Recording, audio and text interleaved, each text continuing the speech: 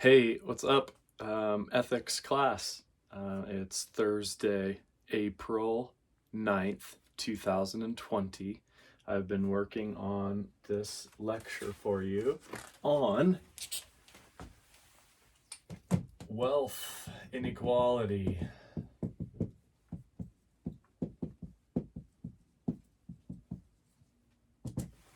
And we should say, if you remember some of the main definitions of what philosophy is, one of them is a concern and particularity over the definition of words. So right away, when we see wealth inequality, if you're thinking philosophically, you'd want to ask yourself what both of those words actually mean. I think inequality is actually easier and less ambiguous. It's things that aren't equal. Well, there's a lot of different kinds of inequality, and we do want some inequality in our society, depending on how you define it. So maybe equality isn't exactly the goal we're going for, depending on how you want to define that.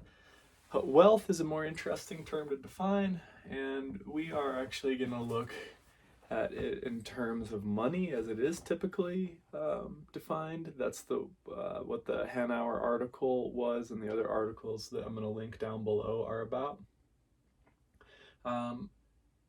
But as a side note, Sean Acor, I think his name was, I'm blanking the name, I'll find it, says what it means to be rich is just means that you make more money than you spend. So riches is only really about like if you make 30 grand a year, but it only costs you 27 grand a year to live, and you have 3 grand left over, you might be considered rich, depending on what we define wealth as. This wealth could also mean a character. In fact, some people do use that, and if we're looking at virtue ethics, we would consider real wealth more as flourishing, which is going to be related to our character, who we are, what we do on a day-to-day basis. Okay, that aside, what we're really looking at in terms of the article obviously is income and wealth inequality, and the fact that I couldn't find the exact numbers, but the 0.01% or the 0.1% of people in America have so much more money than the bottom 50% combined, or something like that. I'm sure you could find interesting YouTube videos on that if you searched it, that are well resourced, because this is an issue that a lot of people are interested. So we could have wealth inequality in America, which it really seems to me anyway is the 0.1% and the bottom 50%. Then what's interesting, I looked at the 0.1% in the world. The figure I saw that if you make $32,000 a year, you're in 1% of the whole world.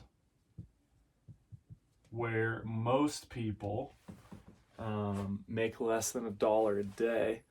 If you're making $32,000 a year, you're already in the top 1% of the world. Now, hopefully you're thinking again, well, this figure is misleading because it doesn't take into account the cost of living, which presumably is a lot higher in America than it is in other places of the world. But in any case, this sets us up to really make the point that I want to make, and that I think is most interesting in terms of wealth inequality. Obviously, we read Peter Singer.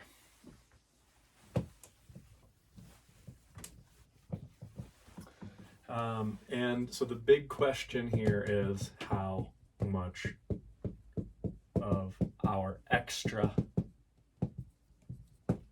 income should we give? And then the follow-up question, how should we give it? so that there is that kind of that mathematical equation of what we need to survive and what we make. And so if we make a lot more than what we need to survive, so let's say somebody makes $20,000 a year, but they only need $12K to survive. That means there's about $8K a year that they don't absolutely need. How much of that should go to other people? Singer says, so hopefully you're with me here. How much should we give?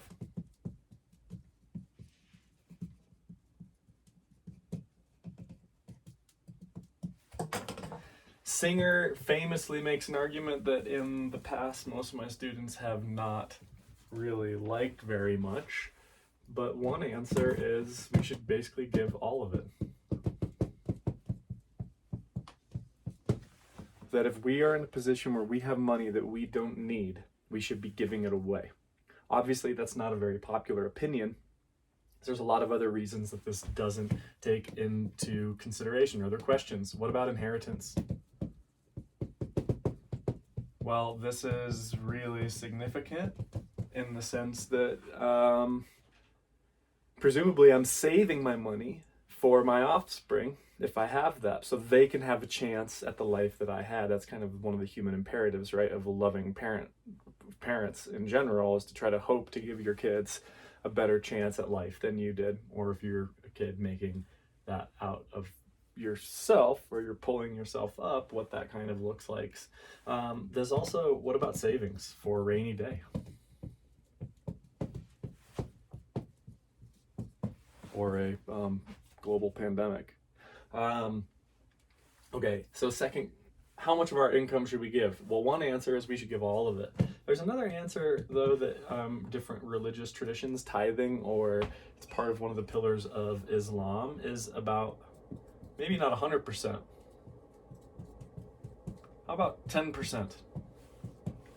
So that means if you are making $110,000 a year and you only need $80,000 a year because your kids are going to a really nice school and you have a nice car, but then I don't know if you need that nice car. Things start to get interesting. Real quick, actually. Let's look at Jeff Bezos and Warren Buffett, the richest people in the world. If they gave routinely 10%, and I think actually some of them might through their profitable charitable foundations, what kind of a world would we live in? What kind of a world would we live in if that was systematized? Well, these questions are going to connect to the last one that I wanted to say. And that's this one, how should we give it?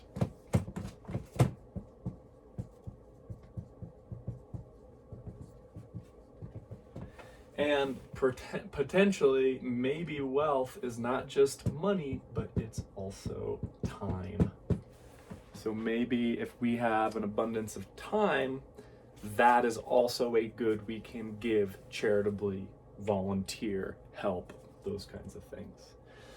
The other thing that I really like about this reading in ways to get to this answer is that it implicates us. It implicates me every time when I read it, because I don't know if you've seen the footage of people in India right now or have traveled to the developing world. It's a lot tougher over there in terms of money, even though it also seems like those countries are richer in their community. That reminds me, one of Mother Teresa's most famous things she said, that's one of my favorite things she ever said, was people in the East or in the global South starve for money, where people in the North or the West and the global North, the developed world, they starve for love. That was my experience in India. People didn't have any money. An inconceivable amount of people did not have any money. But a lot of them, if you look closer, they actually had this kind of strong sense of community and love that a lot of us in the West actually don't have, even though we have relatively or very nice places to live compared to frickin' 4x2 tarped off area that 4 people sleep in, which is fairly standard for slums. You just kind of sleep all together. Anyway, I digress. And the question is, how should we give?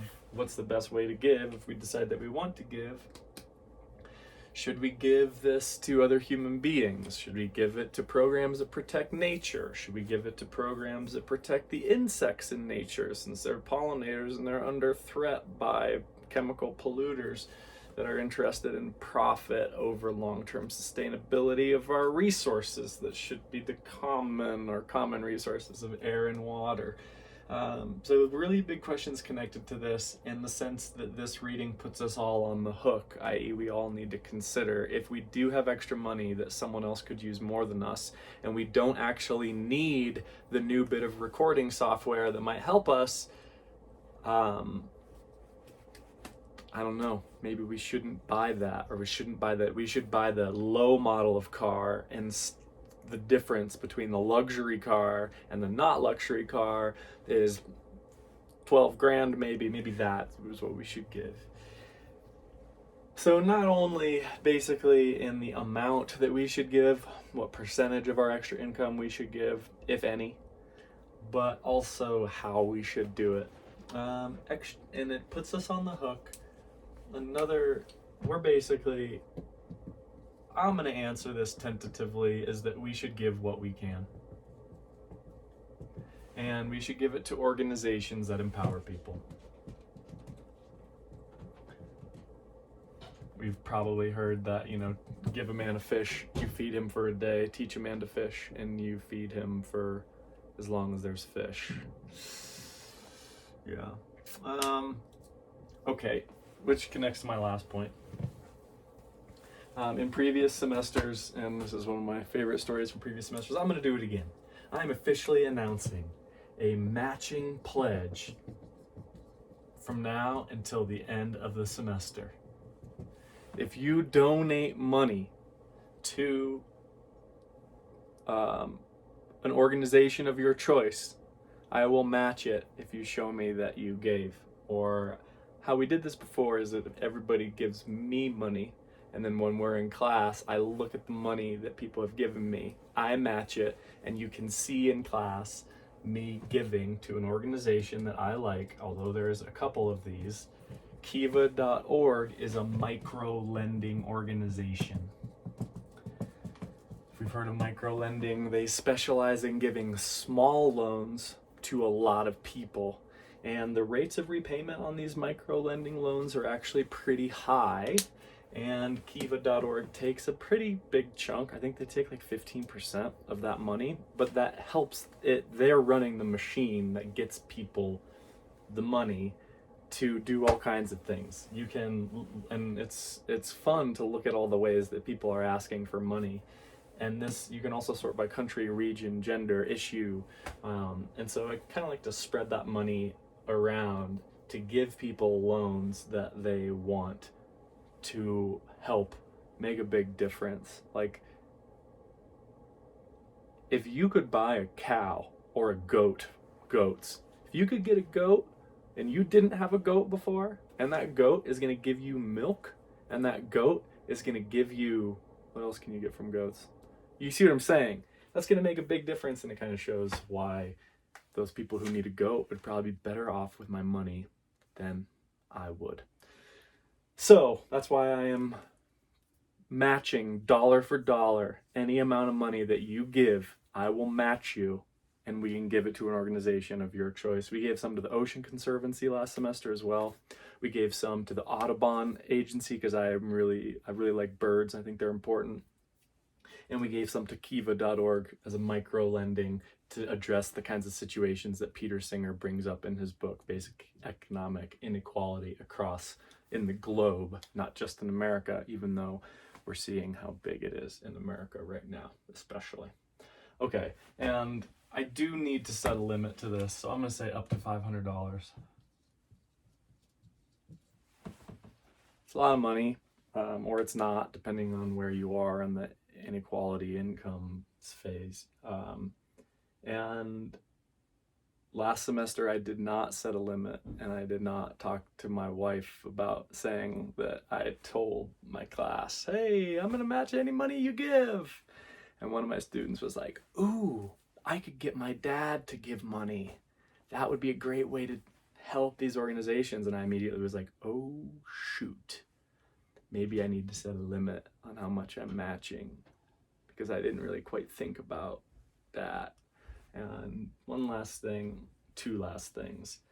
I don't want this to be a source of pressure for you, especially in times of economic hardship. But I love that this chapter makes us ask whether or not we're doing the right thing by not or giving money to organizations that we believe in. And so hopefully that makes us think about maybe what kinds of people we want to be, what kinds of agreements we should make between people. I'm advocating for a higher tax bracket for the very wealthiest individuals to get more money for teachers and close the loopholes that prevent some of the biggest corporations from paying any taxes while the working class pays taxes. That's my perspective on it. Whether or not what's going to bring the greatest pleasure to the greatest number of people. Obviously, giving beyond your means is going to create more pain. That's why Peter Singer's argument is so powerful, because he basically is saying if it's not causing you any pain to get rid of the money, but it's going to benefit some other people, you need to give that money, which is the utility argument, which you're probably finding holes in by just the way that I said that. Duty argument, what kind of world do you want to live in?